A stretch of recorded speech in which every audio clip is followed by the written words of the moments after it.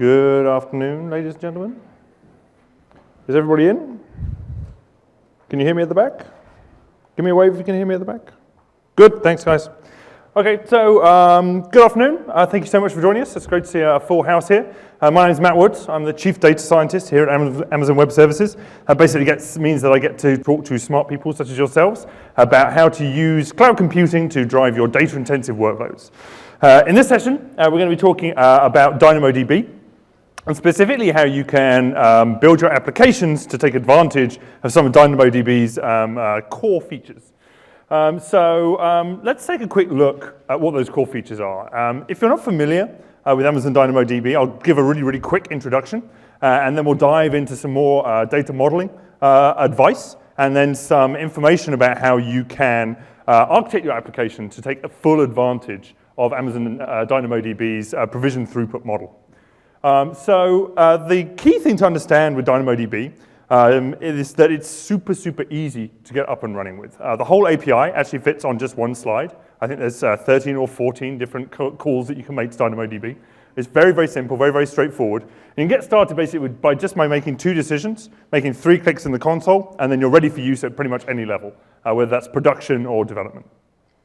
So those two decisions that you have to make up front are really the level of throughput that you need to use with DynamoDB and the primary keys that your data set is going to use to represent your data going forwards.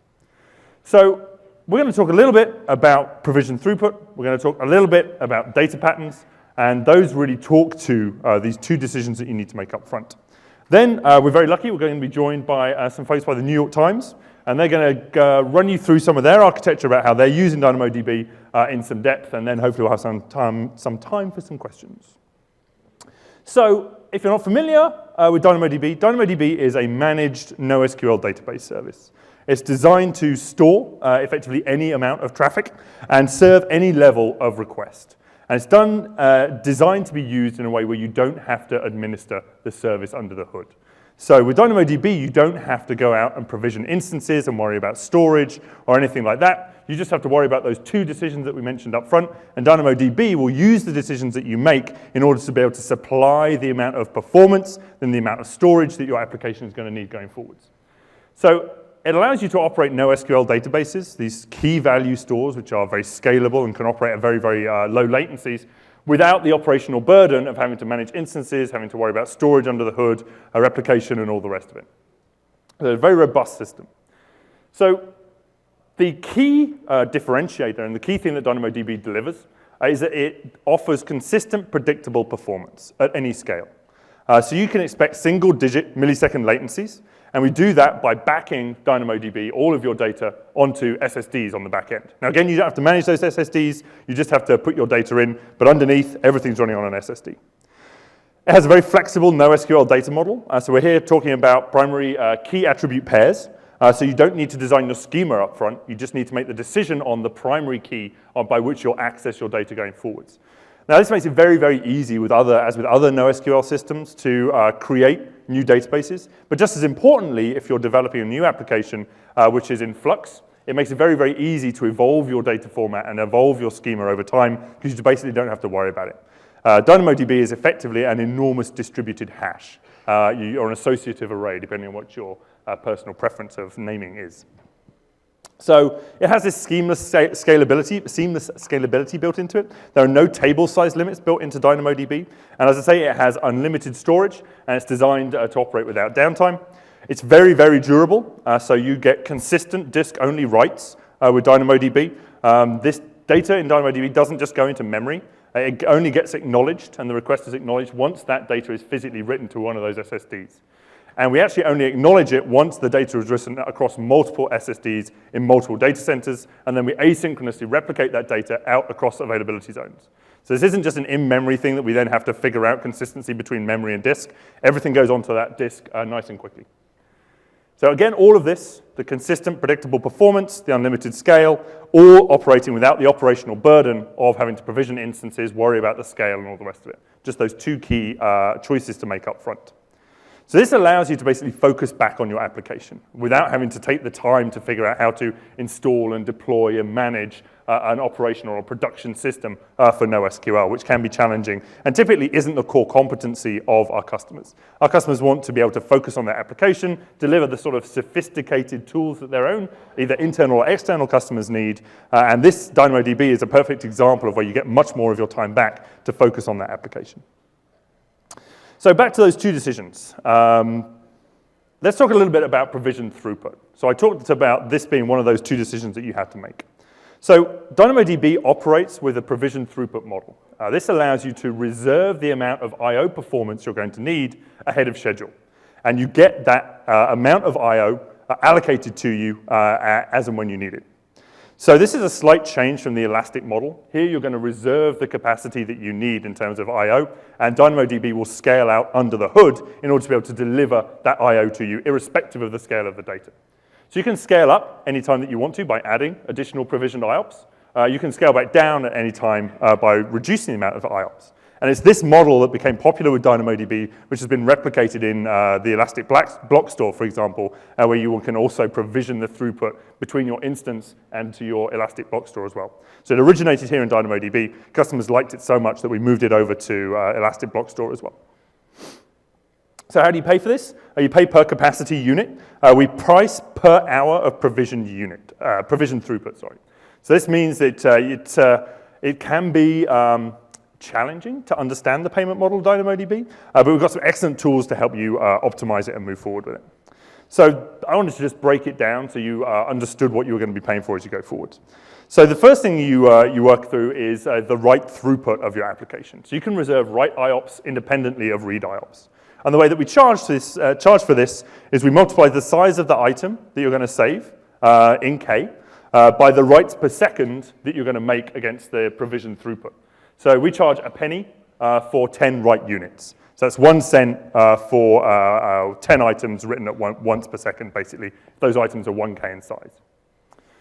Consistent writes are made with DynamoDB. So there's atomic increment and decrement on individual fields and individual key attribute pairs. That means if you're implementing a counter, for example, and you're throwing a lot of queries at that counter, the traditional relational model would have you read from the counter, add 1 to it, and then read it back again. But of course, that doesn't work if you've got 10 million connections, because you all read 10 million times the same number, add 1 to the same number, and then write the same number back, plus 1 10 million times. It doesn't happen with DynamoDB because of this atomic increment and decrement. So you can have those 10 million writes and reads happening concurrently, and DynamoDB will handle it so that your final counter gets to 10 million rather than just 1. So you have optimistic concurrency control. What does that mean? It means that you can do conditional writes. So you can tell DynamoDB only make this change to the data store if the value in the existing value fits within a certain range or fits some sort of conditional statement. So consistent writes, that's how we implement atomic increment and decrement, but you can also use that optimistic concurrency control in your own conditional statements. We also have transactions. Inside DynamoDB, puts, updates, and deletes are ACID compliant, and we have item level transactions only.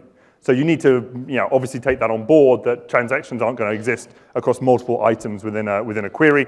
We have transactions only at the item level, and you can think of that again in the terms of this large distributed hash that we have in place. So that's writes. Handling reads is as a little extra twist of complexity because we allow strong or eventual consistency of the reads that you're going to make. So if you're not familiar with this, strong consistency basically means that if you write a value into your data store and you immediately read it back again, it's guaranteed to be the same value that you just wrote. Eventual consistency means that it will eventually be the same value that you wrote. It's a very common pattern in distributed systems.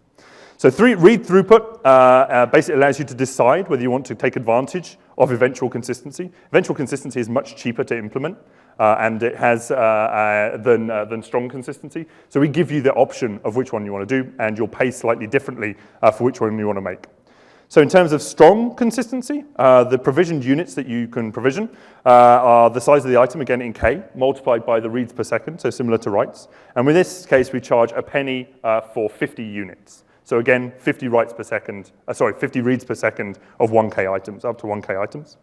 For eventual consistency, you get twice the bang for your buck, basically.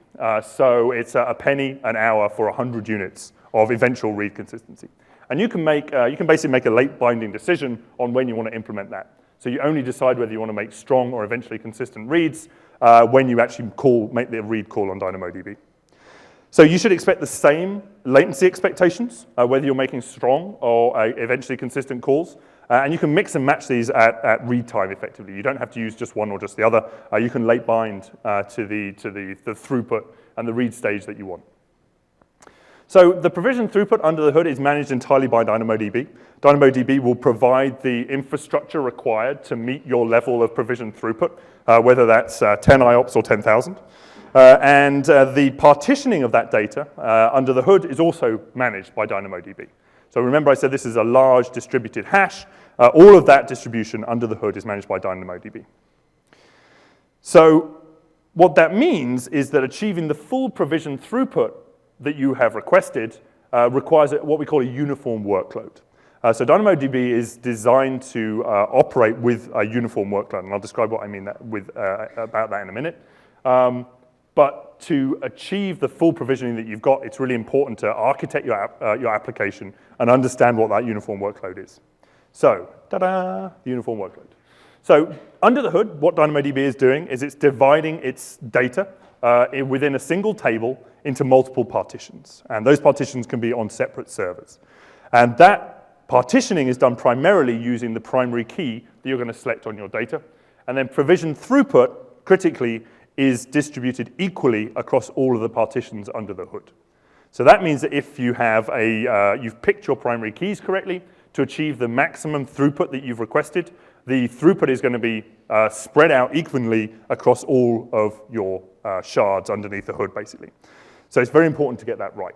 Very important to understand the uniform workload, very important to be able to implement it. And I'll give you some right way to do things and some wrong way to do things examples in a minute. But basically, you've got your data sits across multiple shards, and your throughput, if you've got 100 pieces of throughput and 5 shards, then you'll get 20 IOs per shard. However, DynamoDB does not reveal to you how many shards you have. So you have to build for the uniform workload to achieve your full IOPS. If you don't, then what can happen is even with very, very high levels of provision throughput, you can still see less performance than you're expecting. So as I'm sort of making the point here, just to crystallize it, to achieve and maintain the full provision throughput for a table, you need to spread the workload evenly across the primary keys for your application. So that's a critical piece as you're starting to scale up production workloads on DynamoDB. So with non-uniform workloads, that is requests which are biased to one key or one set of keys, some requests might be throttled when they all go to the same shard. And even at high levels of provision throughput, you're going to see that request throttling potentially.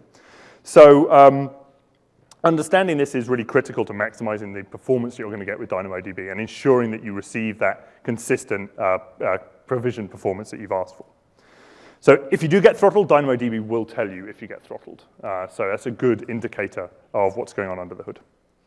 So how do you model data for a uniform workload? I've said how important this is, and it all really hinges about which primary key you're going to choose. So the second decision that you need to make, basically. Which brings us nicely on to discussing some data patterns.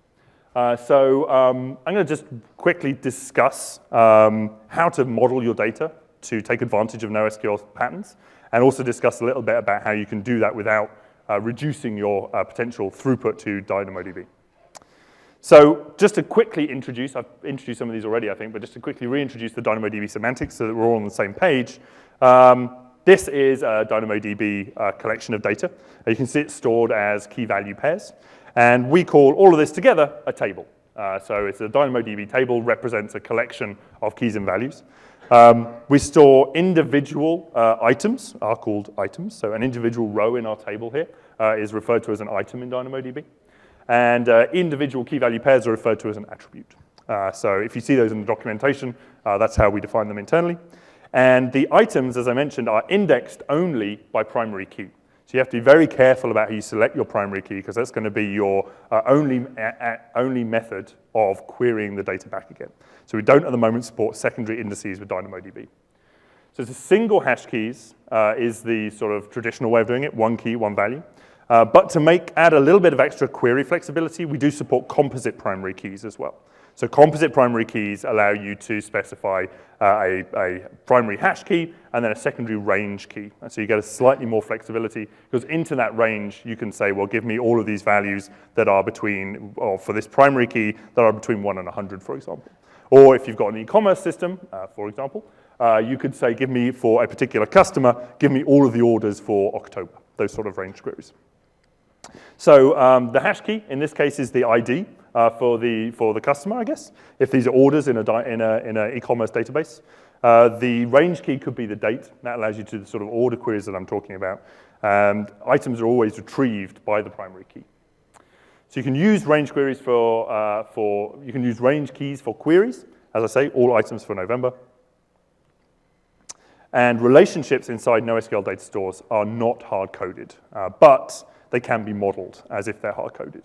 So there is some idea that I think that you somehow lose some benefits of the relational model in a NoSQL data store, or it can be difficult to see if you've already got a relational database, how to translate that over to a NoSQL data store. It almost always can be done.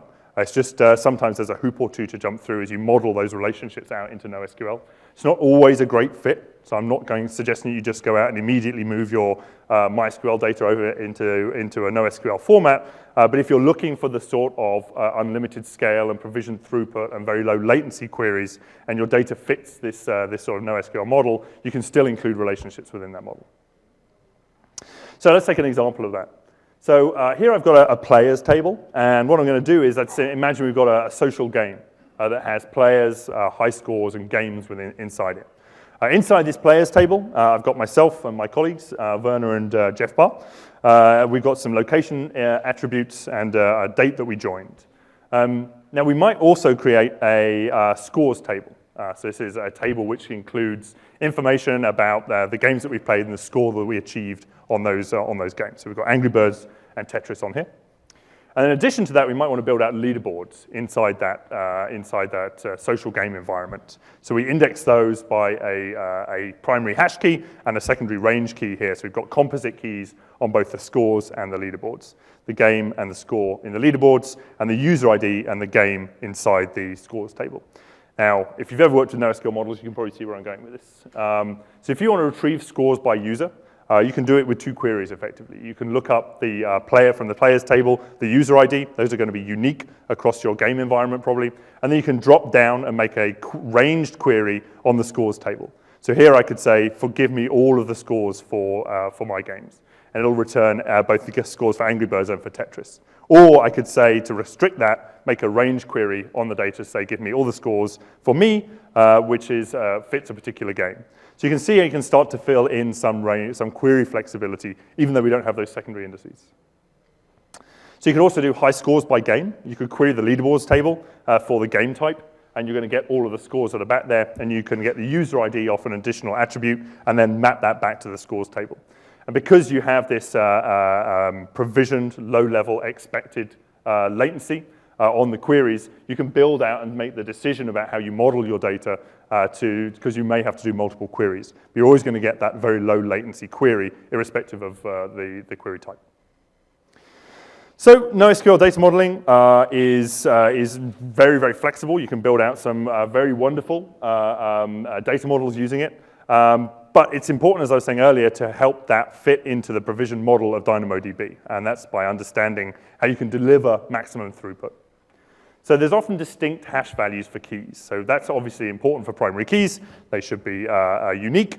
So in addition to them being unique, the hash key elements should also have a high number of distinct values. What that means is, under the hood, DynamoDB can distribute out the requests, which are probably going to fall in a normal distribution, across that wide range of primary keys, and they're more likely to go across the shards, across all the data under the hood. So you can start to say, well, it doesn't matter where the data is, because my workflow is such that the keys are distributed so that each request is probably going to go to a different key. So you're going to maximize out the provision throughput under the hood. So a good example of that would be a unique username inside the application. So user ID and then first name and last name. So this would be a well-distributed workload under the hood because we have a high range of unique IDs, and the query rates of those unique IDs are probably going to be distributed across a number of people, unless you're Vern on Twitter, I guess.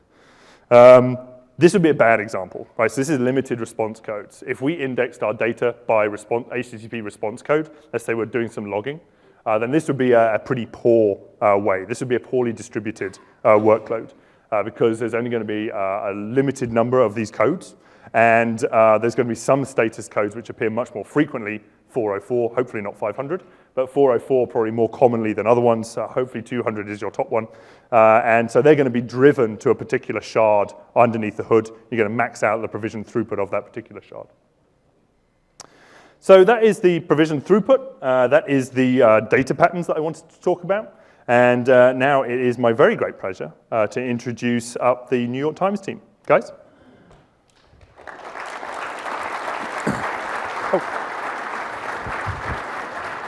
Are you good to set things up? You just have to press the button. Okay, good. Oh, questions? Yeah, wait till then. Thanks. So which button do you press? I think the center one. Okay. Thanks. Oh, yeah, you're right. I'll get to that. Okay. Maybe it's to the right. There we go. Which button here? Try. Okay. There you go. There we go. Okay, I'm Michael Lang, and this is Andrew Canaday, my partner. We're from the New York Times. We've had the privilege of working on a little project called the Fabric, and we make a lot of use of Dynamo in that project. We're going to talk a little bit about the project, and then we'll talk about how we work with Dynamo to try to get more out of it. So these are the things we're going to cover. A little bit of an overview, and we're going to use Boto in this particular talk, although we've got a good bit of experience with Node.js as well. But really what we wanted to do was see if we could get more out of Dynamo. More endpoints, more reliably, more throughput, and to that degree, we're like you are, and like Johnny Rocco. We want more. We always want more. And I don't know if you're familiar with Key Largo, but it's a great quote from there. So some takeaways. We build on a messaging infrastructure. I'm the old dog. There's some tricks that I brought to the team. There's a lot of good computer science that was done before the internet, in fact. And it's actually a little hard to find because it's not indexed very well. But anyway, Boto's great, and clone and contribute, that's what we plan to do. Just a brief overview of the New York Times. Our purpose is not to generate revenue for our shareholders. This is actually it. We do generate revenue, but it's really to enable us to keep going in our societal mission. Just to back up a little bit, you can see, and I looked at this when I first joined, and I said, you know what, all the stuff that we're doing in building platforms and infrastructure really applies directly. And so that got me excited, and that was the genesis of what we're working on in the Fabric. And now Andrew's going to talk a bit about the Fabric. All right, so I'm just going to give you a brief overview. Can you guys hear me through the microphone? Okay. I'm going to give you a brief overview of the architecture. So basically, we have this variety of different applications, end user experiences that we want to facilitate having bidirectional communication, low latency. We want to be able to get content to users distributed all over the world in a very fast way, and sort of bypass the traditional architecture of having them come make RESTful requests to a central server, fetch data down through a hierarchy, and then reflect it back. So we've built this asynchronous messaging framework. It's enabled on the client side by WebSockets. Is what we're doing our communication with. The backbone is AMQP. We're using RabbitMQ.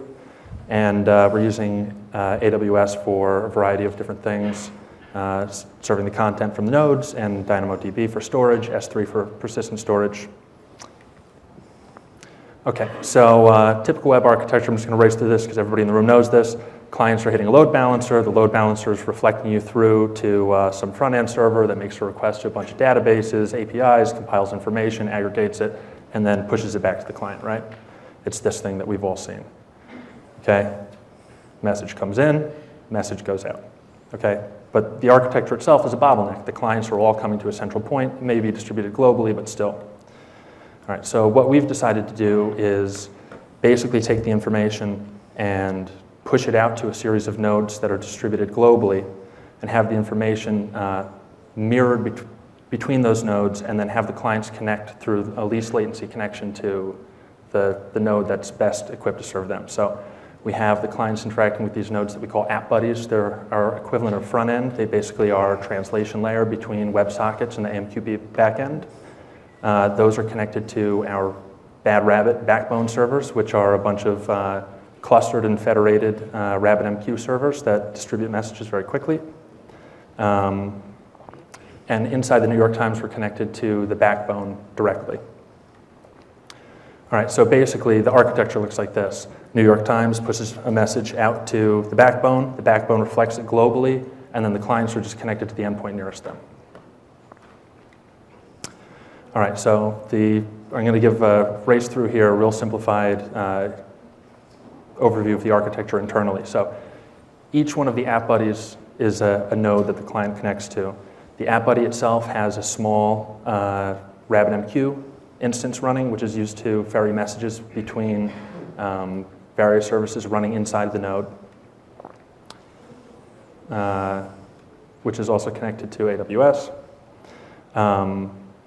This is a little bit more of a more complicated picture. We've got the clients are connected to the app buddy, which is this translation layer, and it has a local message broker that it uses to relay messages to the wholesale layer, we call it, that does the message processing that translates things to AMQP and pushes it through the backbone to the Times. Okay, so these are supposed to all come up at once. Here you go. So we're using Erlang, Rabbit, Node.js for some things, although it's being phased out in favor of Python in a lot of places.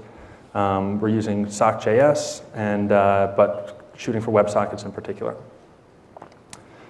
Okay, oh, that's right. So we're also doing automated deployment using CloudSource or CloudFormation. We've got a series of tools that build templates for us based on what we want our stacks to look like. And then we're using DynamoDB and S3 for persistence of different types of data. Okay, so each of the nodes is inside the wholesale layer is connected, clustered, RabbitMQ clustered across zone boundaries inside AWS.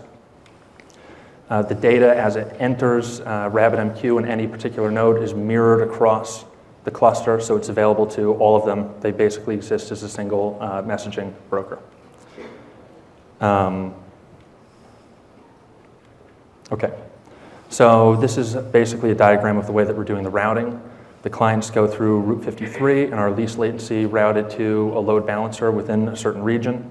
The regions themselves have load balancers which have weights that go to alternate regions. So in an ideal situation, the load balancer within a given region is directing 100% of the traffic to the servers within that region. But in the case that we experience some outage, we can actually have a sliding scale of weights where the messages are redirected to adjacent regions to reduce the loss of service to the client and still try to minimize the latency. Okay, so this is sort of a complex diagram, but what you're seeing here, these red blocks are actually multiple Rabbit nodes spread across zones within a region, but essentially they function as a single node for a region, and then the regions are federated globally. Information pushed to any single node in any zone in any region is very quickly replicated to all of them, and so the entire thing essentially acts as a global message broker. We put a message out, it's available to everybody in a very short period of time. Okay, and so this is basically just another way of looking at the thing that we've seen before. So you can imagine the New York Times is sort of sitting in the middle of this star-looking thing in the center, pushing messages out to these red nodes, which are the backbone. The backbone in turn is replicating to all the other nodes in the backbone, and each of those pushes out to the nodes on the end. These are these things that are purple and red gradient. They're the translation layer, the app buddy, and then the clients are connected to those. Okay, and I'm actually going to have Michael come up and go over how we're using DynamoDB in particular for information gathering in the fabric. Okay. Great. So I'm going to pop back to this slide that, that Andrew brought up. Actually, I think to this one.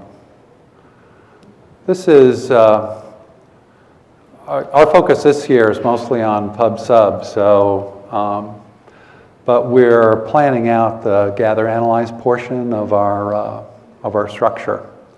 And so we've modeled some of this and we've experimented with it some too. And in this particular case, Dynamo's critical because, you know, if you pub/sub, you send the same thing everywhere. Gather analyze, you've got a million events a second coming and they're all different. So it's a different kind of problem. And what I wanted to point out is that these sort of green wormholes you see there, those are areas for Dynamo. So our periphery, basically the retail layer, is interacting with Dynamo and pushing events in, maybe up to 10,000 a second into Dynamo, each of them. There might be 30 to 300 of these, so potentially a large number. You know, we're infrastructure builders. This is, we're responding to the requirements that our developers are putting on us.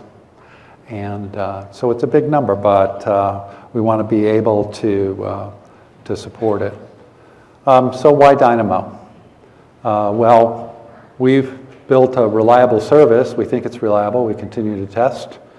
It's pretty much stateless. So the fabric does not store messages internally at all. We don't use any local storage on any of the nodes. The only storage we use is Dynamo and S3. We do cache things for speed, but they're right through caches and they automatically refresh. And they're all in memory.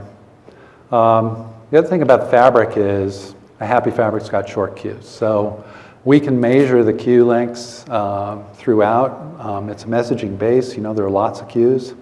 But we can use them as feedback. So we persist everything as fast as we can. When a message comes by, we'll persist it. And one thing I've learned in building data warehouses, actually, I hate to say again that I'm so old, but we actually built a big data warehouse at Harvard University. This was before the term was coined.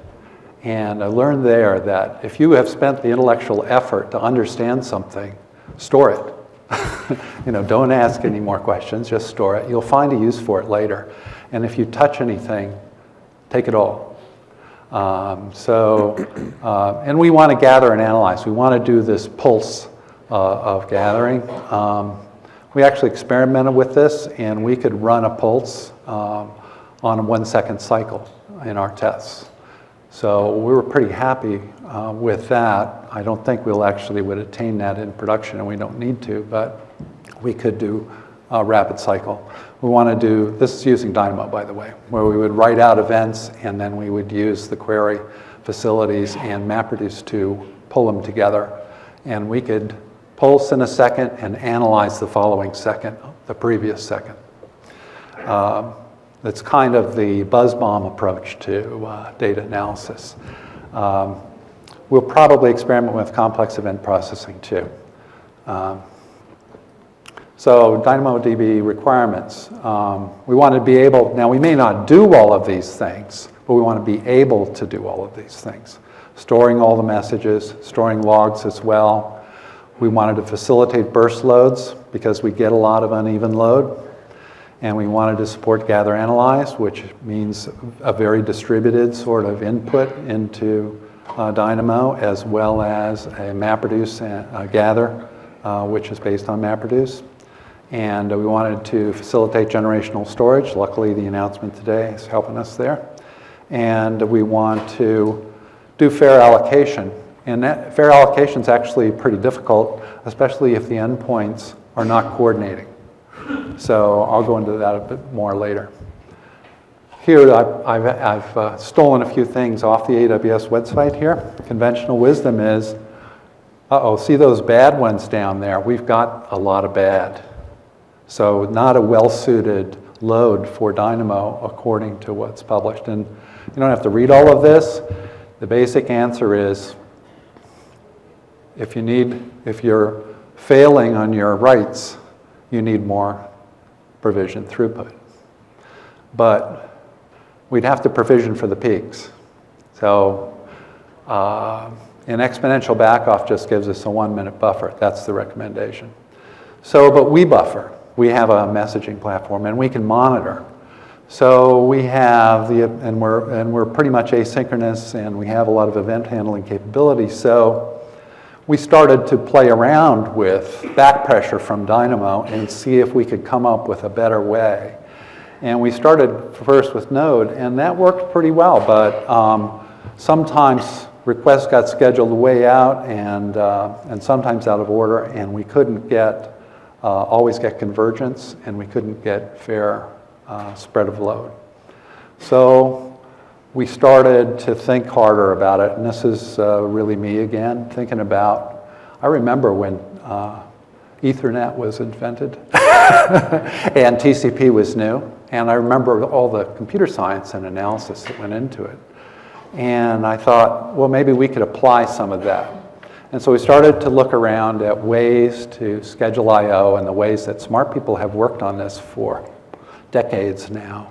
And we found a couple of things, and we're trying them out. Token bucket is key. AIMD is a strategy for dealing with congestion. And we looked to apply those to the stream of I/O that we have going into Dynamo from all these endpoints. There are a bunch of other things too, but these actually gave us some stuff. We started using Python. We picked up using Boto because we could tweak it a little bit to get back pressure to be reported immediately by adding an exception and kind of brain damaging the retry logic a little bit.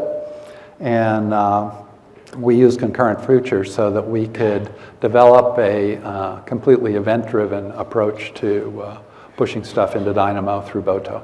And now I have this terrible diagram. And the problem with this diagram is it's trying to represent, in effect, a bunch of state charts and stuff like that. And so sequential flow doesn't do really very well there, but I'll give it a try.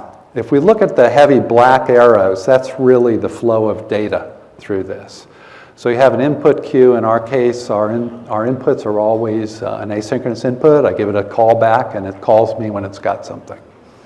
Okay, it goes into a work queue. The work queue, in effect, schedules into a future, okay, which is in concurrent futures, that's a thread, in effect. It's a managed thread out of a thread pool in Python. And let's say it succeeds, then it goes into Dynamo, and then some notifications come back so that I can acknowledge to my data source, because I'm controlling back pressure there, and so I can acknowledge into the token bucket, which I'll get to in a minute. Okay, so that's basically the data flow. But how does work actually get done? In an event-driven thing, then, you've got sources of events. We've got 3 sources here. We've got the work coming in. It's an asynchronous event generator. We've got the return from Dynamo. When it comes back, it calls a callback, and so I can harness that thread. And then we've got a timer. And the way that works is when it puts it in the work queue, it like spins around and checks the queues. If there's any rework to be done, it'll do that first. If there's some work to be done, it'll try to do it. And what it does is it then tries to allocate a future. When the future comes back, it does the same thing.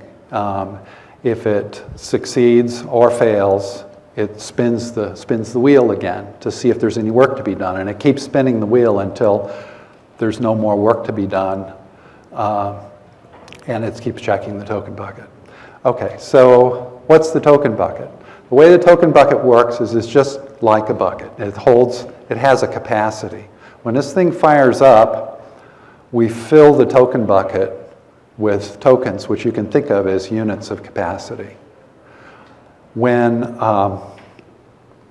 work is in the queue and we want to queue it, then we check to see if there are enough tokens. We actually put more tokens in the bucket than there is capacity. So he'll pull some out, but now the tokens go down, okay? And he'll then schedule the work.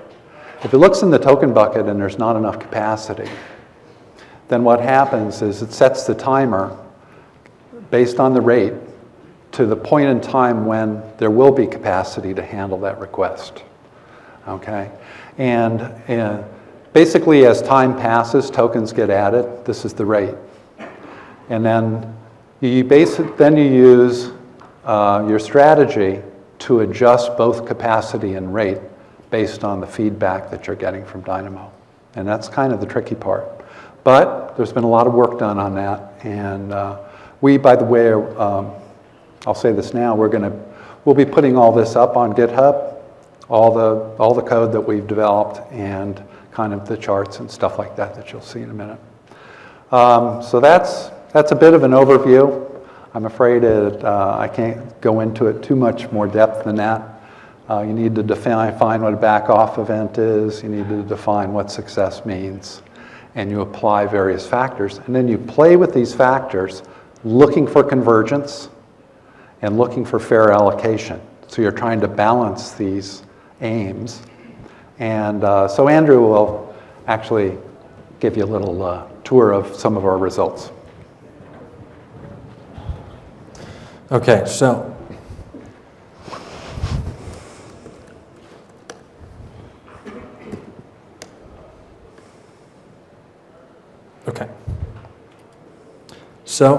that's not the one I want to show you.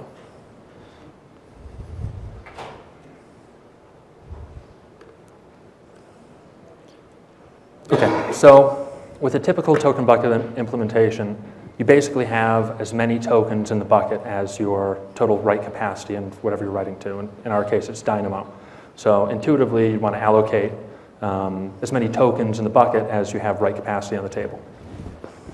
But we've played around and found some kind of cool things, and so now it's time for pretty pictures and some kind of peeking under the covers of Dynamo a little bit. So what we found is that if we're a little greedy with our allocation of the tokens, we tell the token bucket that it should shoot for capacity above the actual allocated write capacity on the table. And then we tweak the algorithm so that it, in the case that it encounters a throughput exceeded error from Dynamo, it backs off for a little bit and writes below the capacity so that Dynamo sort of recalibrates. And then again, it tries to push up beyond the write capacity. So what we found is Dynamo has this burst capability where it will actually allow you to write beyond the advertised throughput for small bursts to handle large messages.